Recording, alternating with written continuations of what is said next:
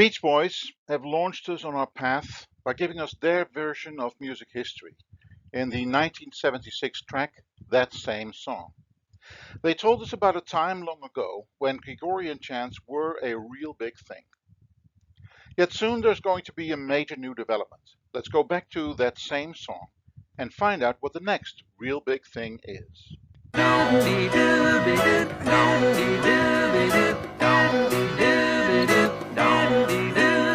Well, back in time with just a rhythm and rhyme, Gregorian chants were a real big thing. They took that chant and added harmony. It was a different sound but had the same meaning. I know. It took us a long while to go and find us a rock style. I know that we could take it one more mile because we're singing that same song. We're still singing that same song. We're singing that same song, that same song, that same song.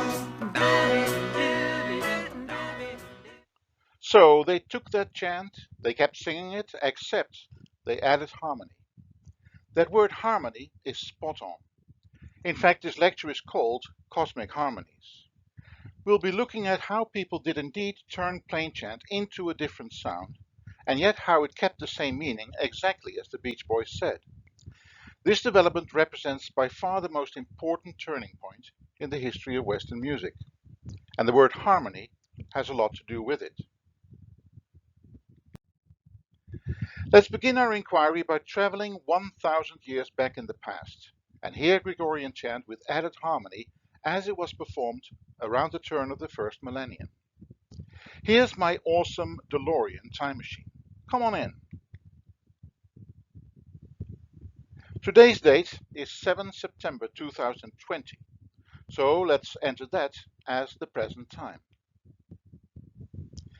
I propose that we go back to Christmas Day in the year 1020, so that will be our destination time. Our geographic destination will be the city of Winchester in England. Though city is a big word for this settlement, Winchester really consists of a big and wealthy monastery surrounded by a small town. People speak Anglo-Saxon, and the modern English language is still some way in the future. Now hold on to your seat and let's take off.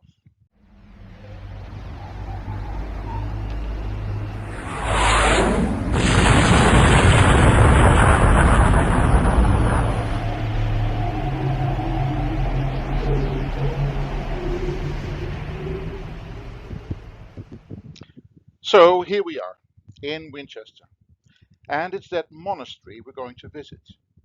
To have some idea of what this world might have been like, we can take a short clip from the TV series Vikings. The dreaded Vikings. For me, growing up as a kid in Holland, the first time I heard of the Vikings was in the history lessons in grade school. I must have been paying attention for once, for I still remember what I was told. That the Vikings were a bunch of murderous thugs who contributed zero to civilization and earned their place in history only by sailing down from Scandinavia and pillaging and plundering, maiming and murdering, razing and setting fire to towns in every part of Europe that was reachable by boat. I'm sure there is a more nuanced picture, and I would love to learn what kids are being taught in Norway. But the Dutch history books were still fuming over the sack of a wealthy market town more than 1,000 years ago. However that may be, the following clip from season 2 shows the visit they paid to Winchester, supposedly in the 10th century.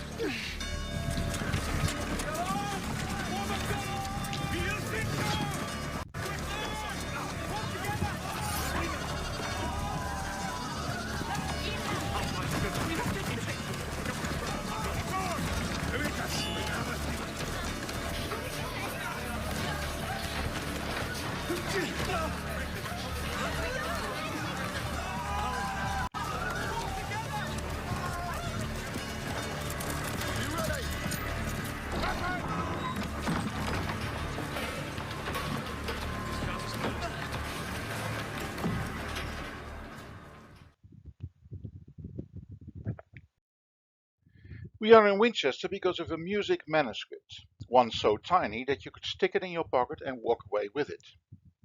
It contains both the chants and the added harmonies as they were sung around the year 1000. Together, chant and harmony, they were called organum. Today we speak of polyphony. The slide you see here is the image I also used to illustrate organum in the Memrise course. Now let's enter the monastery at Winchester and hear a piece of organum that was performed every year on Christmas Day. It is also mix number 3, called Alleluia Dies Sanctificatus. The track begins with the opening phrase of the plain chant, sung by one of the two singers.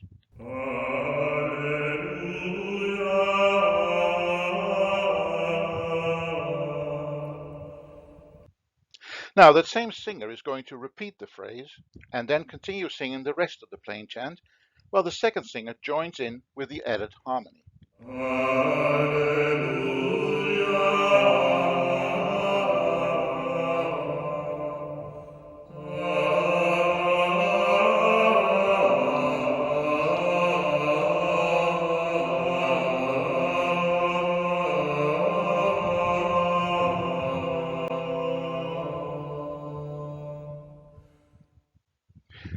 The sample may not immediately strike everybody as richly harmonious. For much of the setting you will hear the two voices singing in parallel motion, that is, with a fixed distance between them.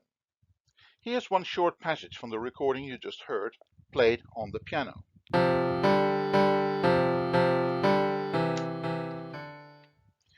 The fixed distance between them is the fourth. I will have more to say about the fourth in a moment, but here is the fourth played by itself.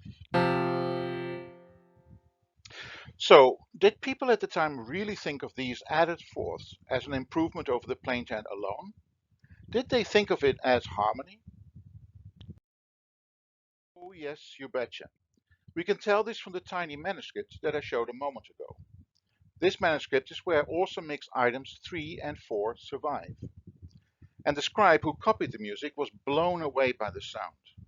Look at the lyrical effusions with which he prefaces one of the sections of organum in the manuscripts. Here begin, he writes, the honey-flowing melodies of organum, that is polyphony, upon the sweetest heavenly tidings, end of quote.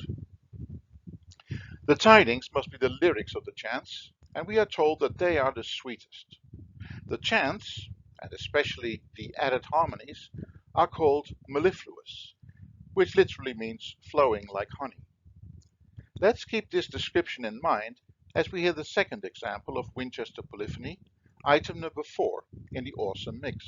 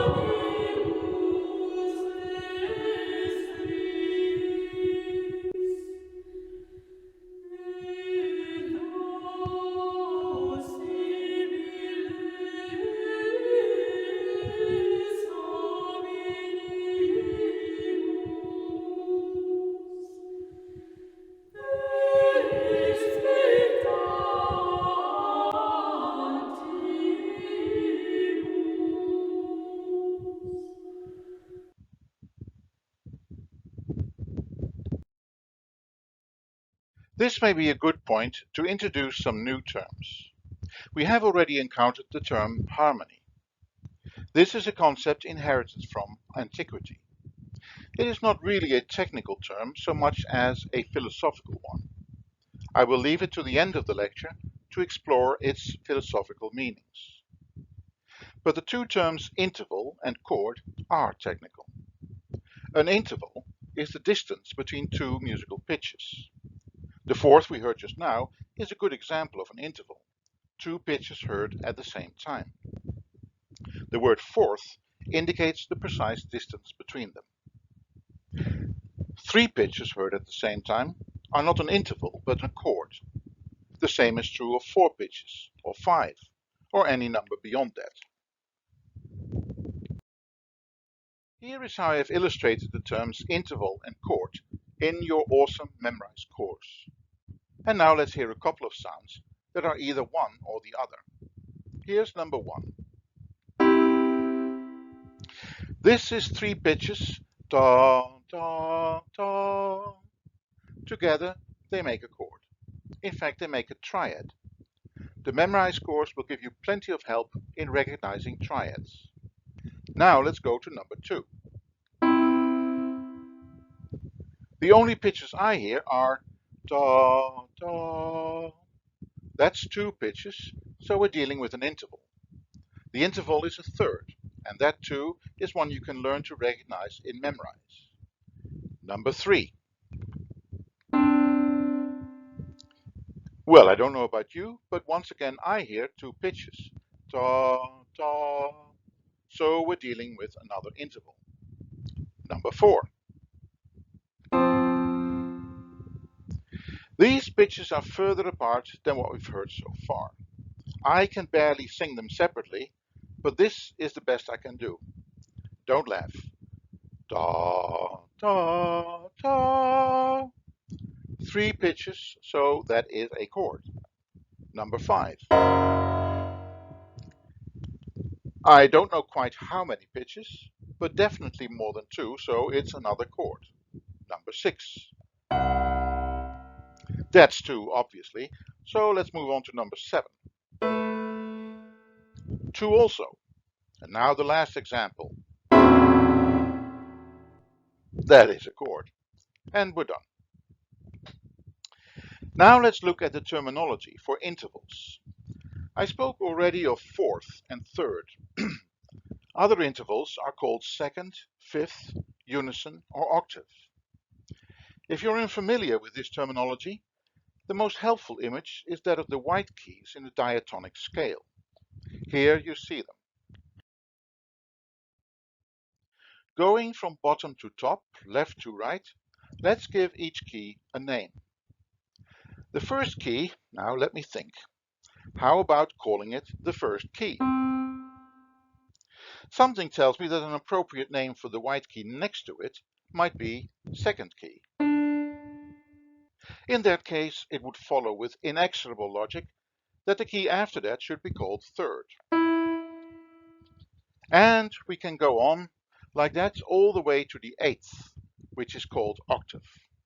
Fourth, fifth, sixth, seventh, and octave.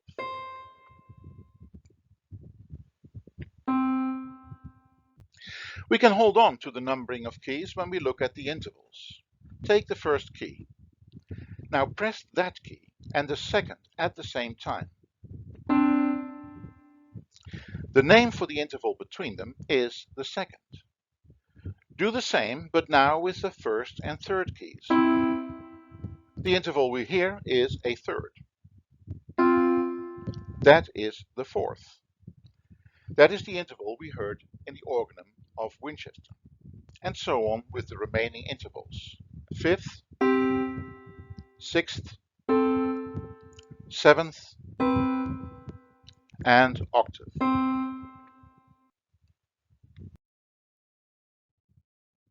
Altogether, 7 intervals. Now, when it comes to the concept of harmony, I think we can kind of guess what it means if we think only of people living in harmony. Harmony means agreement, the absence of strife. Antiquity could demonstrate scientifically that only a few intervals were truly harmonious. We will repeat that demonstration below. The harmonious intervals were the fourth, the fifth, and the octave.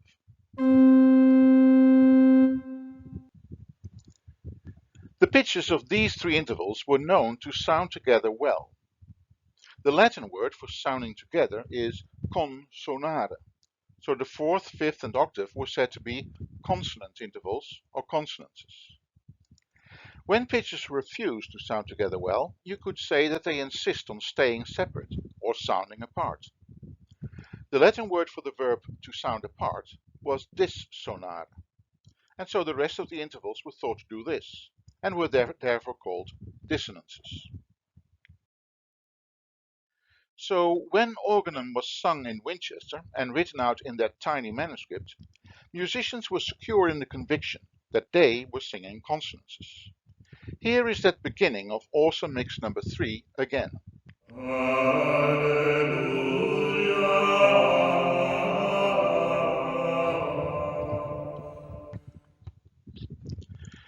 As I said before, the two voices move in parallels for most of this passage, at the fixed distance of the fourth.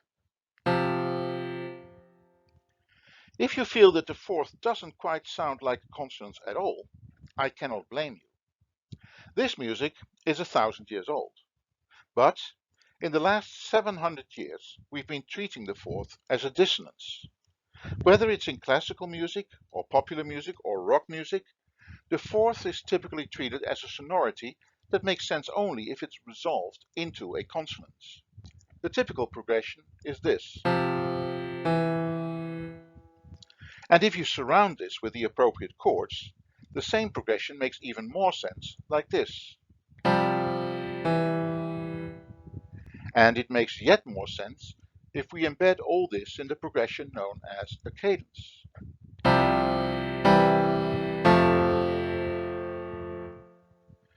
The fourth has no positive role to play in any of this except as a dissonance.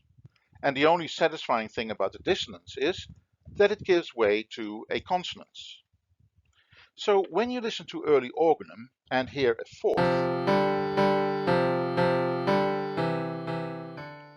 giving way to nothing else except another fourth, and then another, and so on, the music will make no sense if you insist that the interval is not harmonious or not consonant, like it is today.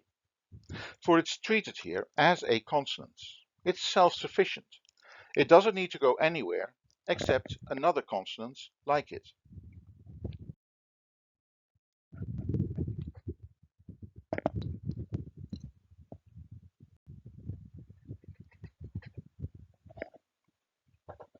This delight in the fourth, as a thing of stark and austere beauty, made a comeback in the 20th century. We will hear an example of this in the Third Symphony by Roy Harris, composed in 1939. It's also mix number 85, and to my ears, one of the greatest American symphonic works ever written. I would be tempted to call it the Great American Symphony in the same way that we speak of the Great American Novel. But the paradox about this symphony is that it is so short. It lasts only about 16 minutes. Or actually, that is not the paradox. The real paradox is that the music has such a vast sweep, such a vision of never-ending prairies, deserts, forests, mountain ranges, that it feels like it lasts an hour or more. It's like the musical counterpart of the final words of Jack Kerouac's novel, On the Road. All that raw land, he writes, that rolls in one unbelievable huge bulge over to the west coast, and all that road going, all the people dreaming in the immensity of it. End of quote. The sense of rawness, that ruggedness, is not well conveyed by triads or by the interplay of consonants and dissonants. It's just too sweet. For Roy Harris, only parallel fourths would do. The effect is nothing less than epic.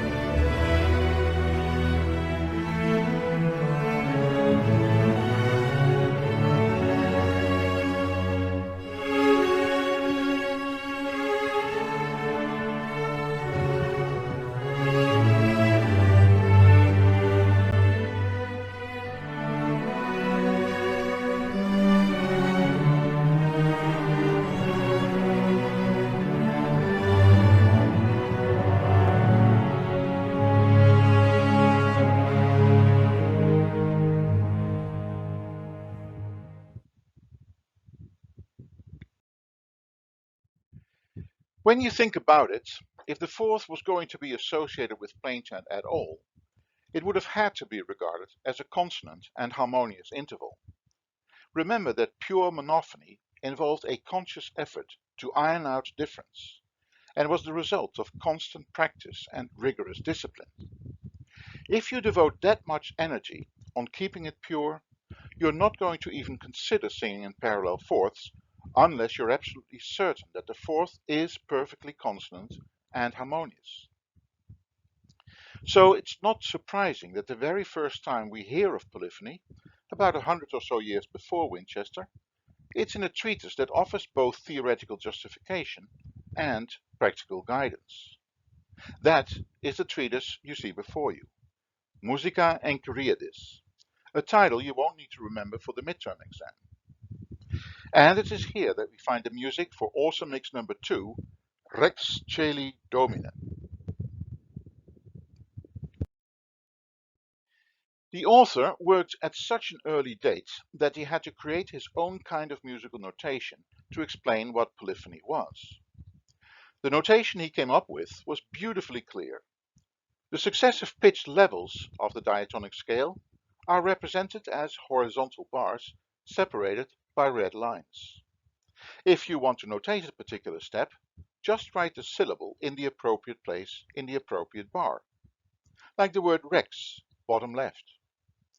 The next syllable is che, from the word caeli. If that syllable were to have the same pitch as the first, then of course one would have to write it in the same bar. But in this case it is one step higher, so you enter it in the bar above the first. Just using the piano for now, we can play the plainchant melody simply by reading along.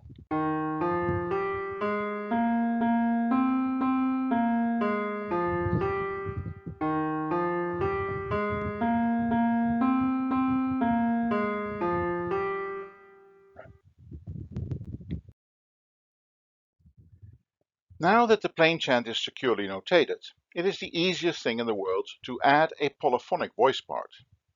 You do it once again with syllables, using lines to connect them. This makes it easy to see that the two voices start on the same pitch with the word rex. The plainchant then moves up on the syllables che, li, do. But the polyphonic voice part stays put and keeps singing these same syllables on the starting pitch. One might say that it is waiting for the plainchant to be exactly a fourth away. Once it has reached that point, the polyphonic voice part springs into action. From the syllables mi, ne onward, it moves perfectly in parallel, singing fourths below. And that is how we arrive from the notation, copied more than a millennium ago, to the recording in the awesome mix.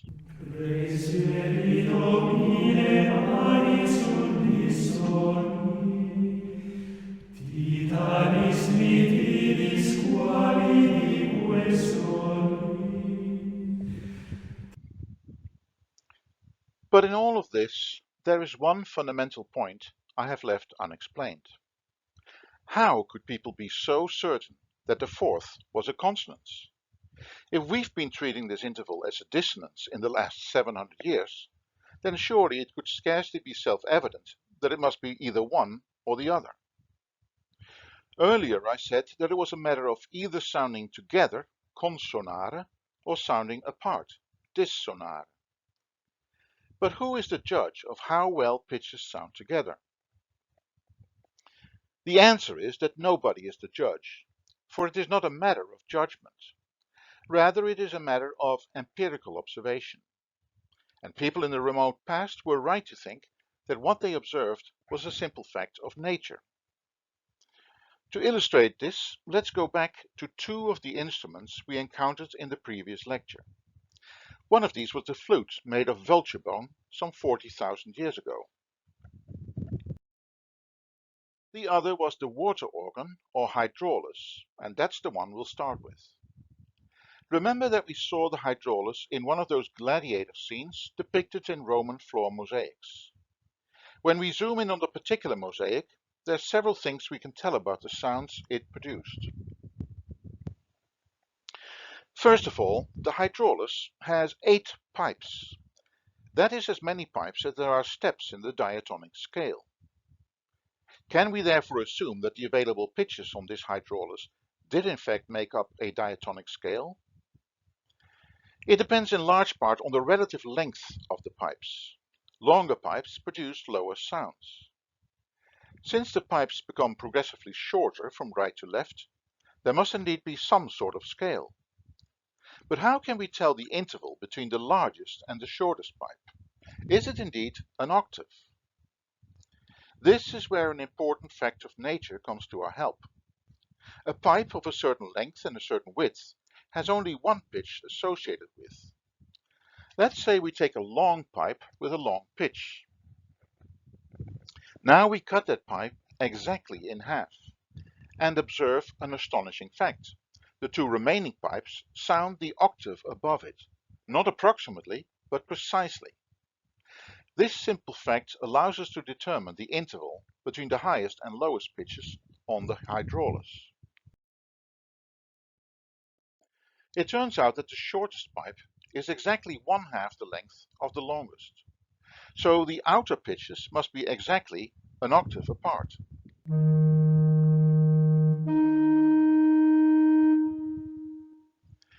With altogether 8 steps, it stands to reason that the scale was diatonic, even though we cannot be completely certain about this.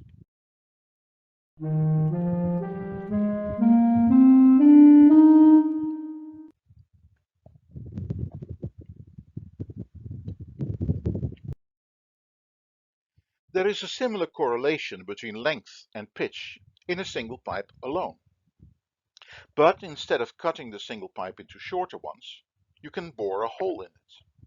The idea would be that if you bore the hole exactly halfway down the pipe, the resulting sound would be that of half a pipe, that is, 1 octave above the original pitch, like so.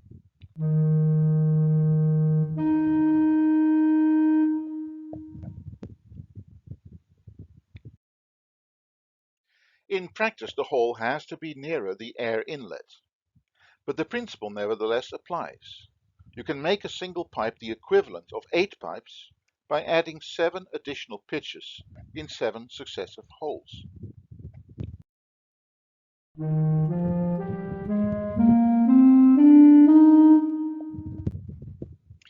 This principle was known already more than 40,000 years ago. The flute made of vulture bone illustrates it. The flute maker knew exactly where to place the holes in order to arrive at the scale he wanted. The scale he devised was pentatonic, meaning that there were 5 steps in the octave, not 7 as in the diatonic scale. Here are the available pitches.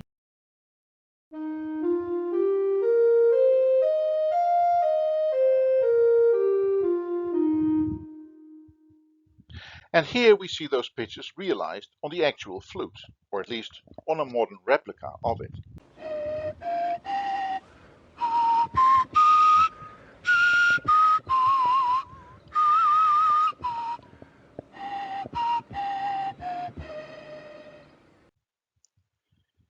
It may not sound like much, just as the flute itself may not initially look like the piece of sophisticated craftsmanship it really is.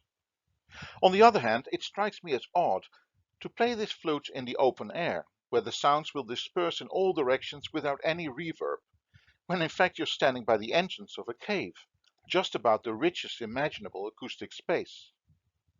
What seems like a simple ditty in this video clip could just as easily be a musical haunting tale, the conjuring up of an otherworldly reality, a meditation on the rhythms of life, a wordless narrative that could bring a measure of reconciliation to the extreme hardships of the prehistoric world, or pure rejoicing in the inscrutable mystery that is musical experience.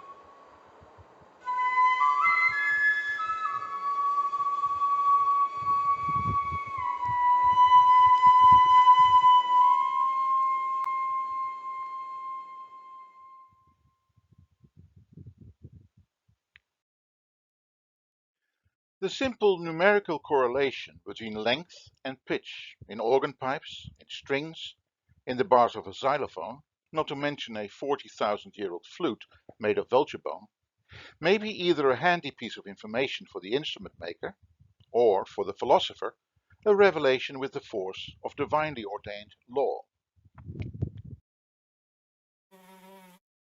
At the very origin of the Western musical tradition stands a philosopher and mathematician, Pythagoras, who elevated music, or at least music theory, to the status of philosophy.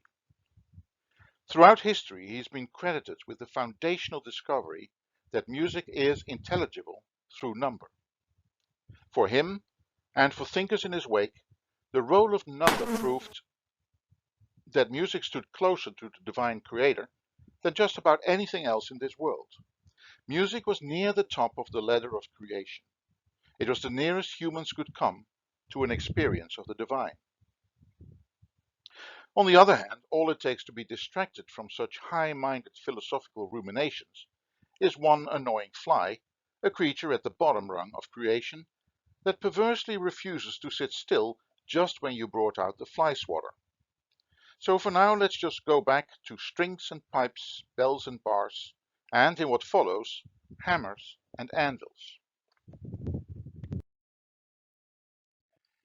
Pythagoras left an influential school of thought, but no writings. Everything we know about him goes back to the reports of adherents of that school. The story of the foundational discovery about music was told by a writer named Iamblichus, who brought to his narrative all the reliability of a biographer living 800 years after his subject. This never bothered later writers at all, nor did it bother them that the story lacked the virtue of overwhelming plausibility. They just kept retelling it. And so, rightly or wrongly, the story of Pythagoras and the hammers has profoundly shaped the Western musical tradition. One day, writes Iamblichus, Pythagoras was intently considering music. He wondered if it would be possible to develop an aid to the sense of hearing, to make sounds intelligible, just like sight is made precise by the compass, ruler, and telescope, or touch is made reckonable by balance and measures. So, thinking of these things, Pythagoras happened to pass by a workshop of blacksmiths. He heard the hammers beating out a piece of iron on an anvil. The sounds seemed to him to harmonize in some way, and he recognized in them the harmonies of the octave,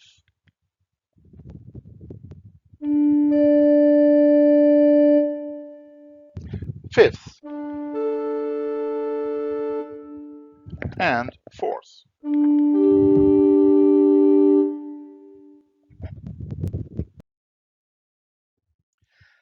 Pythagoras was delighted. Now, by divine assistance, he had found the very thing he had been looking for so anxiously. So he went into the workshop, and he found by various experiments that the difference between the sounds arose not from the force of the strokes, nor from the shape of the hammers, nor from the iron which was beaten, but from the weight of the hammers. End of story. The one thing that people in Antiquity and the Middle Ages never seem to have felt a great need to do is repeat the experiments. But for us, it is easy to do that. All we need to do is visit nomazan.com and browse among the many hammer sets on offer. Not only are they quite reasonably priced, but they come in simple weight relationships that correspond to musical ratios. Look at this set: 8 ounce, 12, 16, 24, 32. I can hear the consonant intervals already.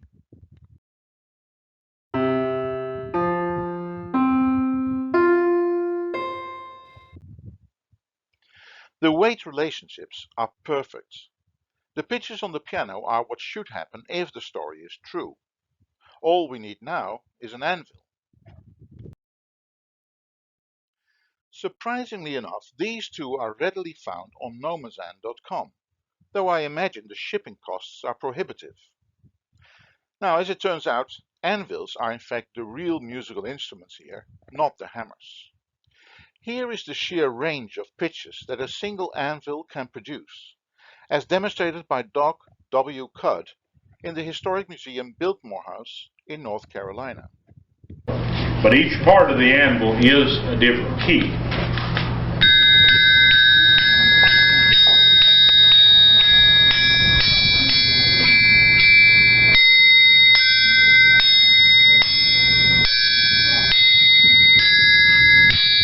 All different depending upon where you tap it.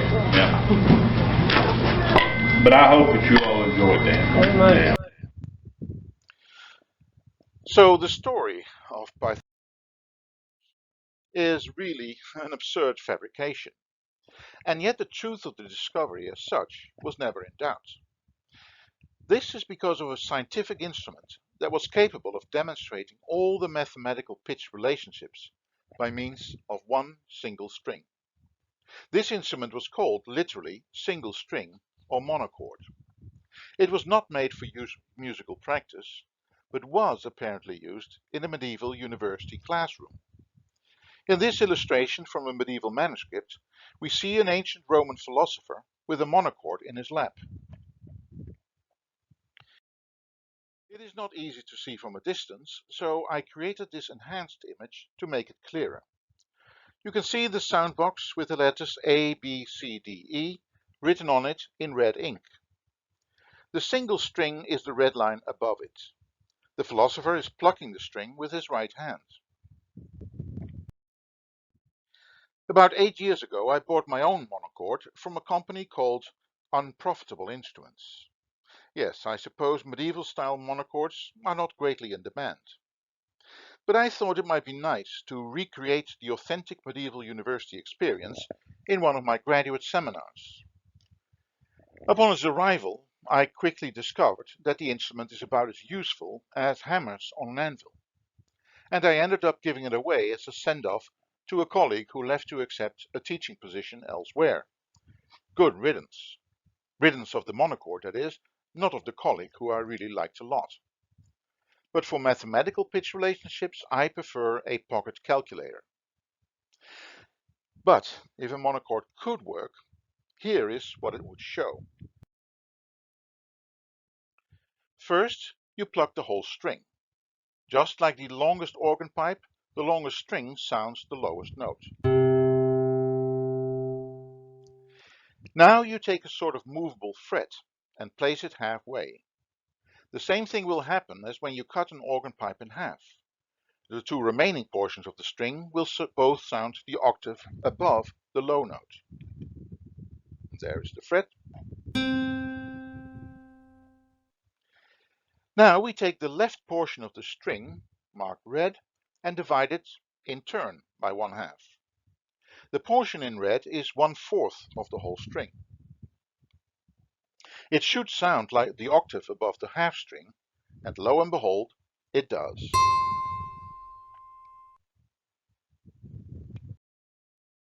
Now we go back to the whole string again and sound the lowest note. But this time we're not going to divide the string in half, but in 3 equal parts. And we divide the string in 2 portions, 1/3 and, marked in red, 2/3. We pluck the red part, and what do we hear? A fifth. How very satisfying. After this, let's divide the string in 4 parts. Now we have already heard what sound is produced by 1/4 of the string. But what about 3/4?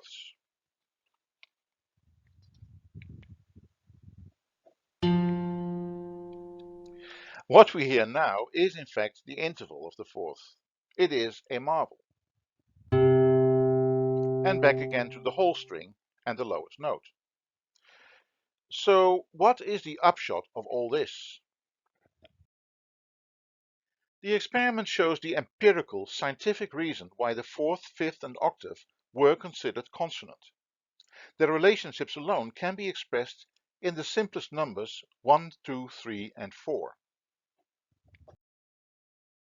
Anything beyond this involves larger numbers and is more complex. But those first four numbers, they seem to reveal the very fingerprint of the divine creator, the direct manifestation of his creative will. And what you musicians were astonished to witness here, every time again, was confirmed in the scriptures. For among the favorite Bible verses of musicians was this one in the apocryphal book of wisdom. But thou, that is God, hast ordered all things in measure and number and weight. It was hard not to read this as an appraisal of music. Measure is the measurable length of a string or organ pipe. Number is the unit of measurement. And weight is, if you believe it, the weights of the hammers. All this brings us back to the concept of harmony. I said it was a philosophical concept, and now I can explain why. In a monotheistic universe, there is only one God, and God is one and undivided. If I may convey that belief in simple terms, God is not divided in terms of either before or after, because he is eternal. He is not divided in terms of either here or there, because he is omnipresent. On the other hand, the world he created is characterized by division, and nothing but division. He created the heavens and the earth as separate things. He separated light from darkness.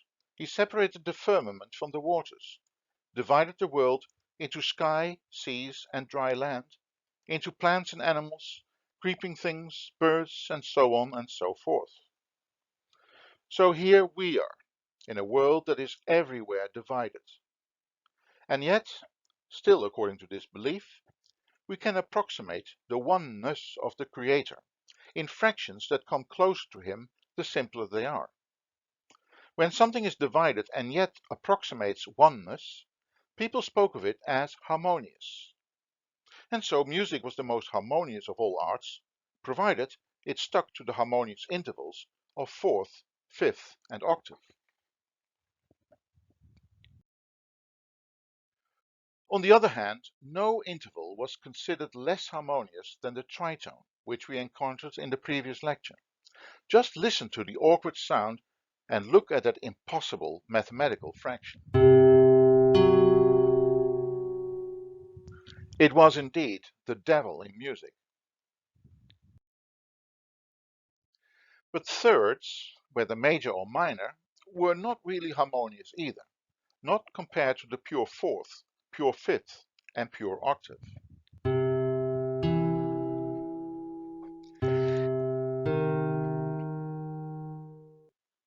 It would take a lot of work and thought to make thirds palatable to the ears, and that had to wait until about the year 1300. Thirds would enter almost by stealth, through the back door, but that is something we will discuss in a later lecture.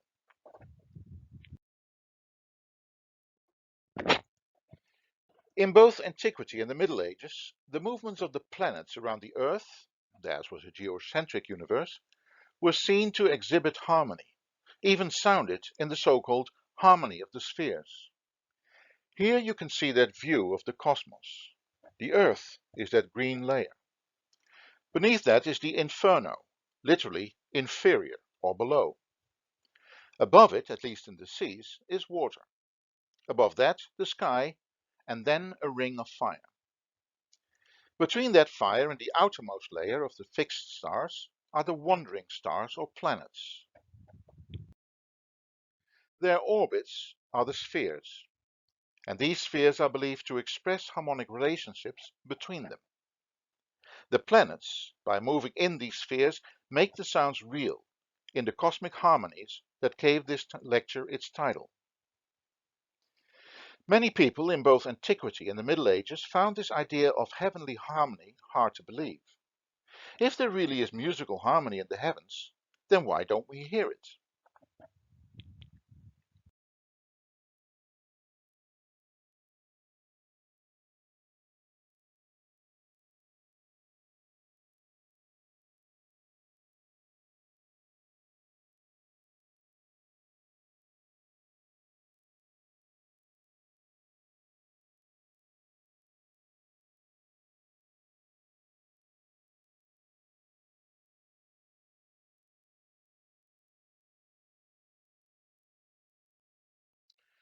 One of several answers was articulated in a play by Shakespeare, The Merchant of Venice.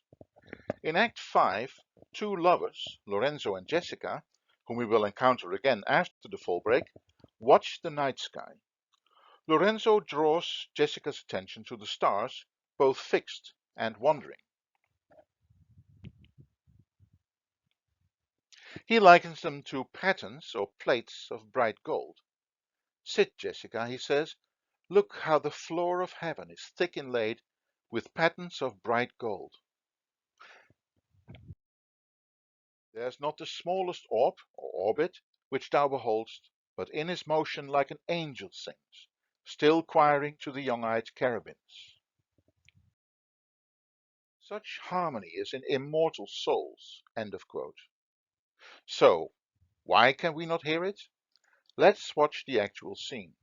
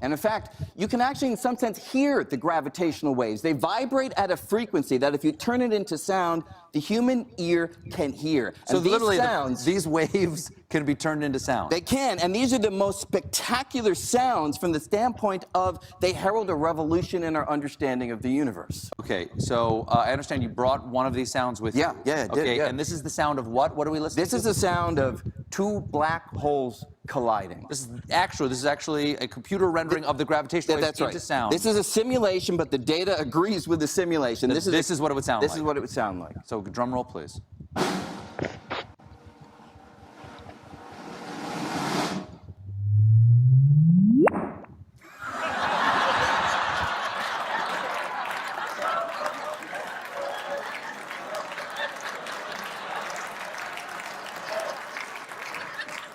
Is God Bugs Bunny? What is that?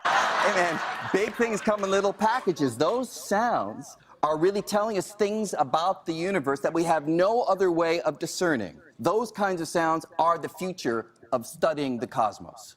Well, thank you for bringing us the future tonight, Brian. All right. Brain. Because we're singing that same song. We're still singing that same song. We're singing that same song. That same song. That same song.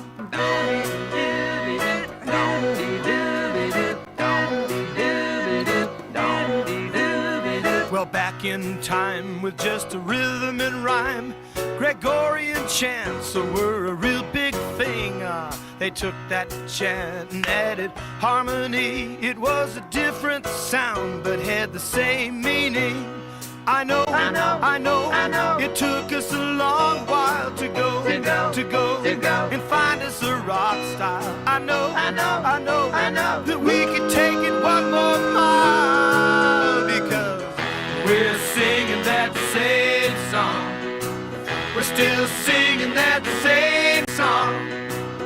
We're singing that same song. That same song. That same song.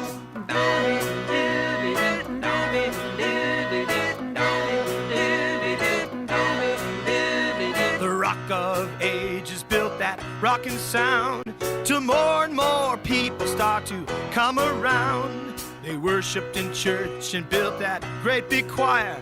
It grew and it grew until it spread like fire. I know, it took us a long while to go and find us a rock star. I know that we could take it one more mile, because we're singing that same song. We're still singing that same song. We're singing that same song, that same song, that same song. Same song, oh yeah, same song, oh yeah, same song, that same song. Ooh. Same song, oh yeah, same song, oh yeah, same song, that same song.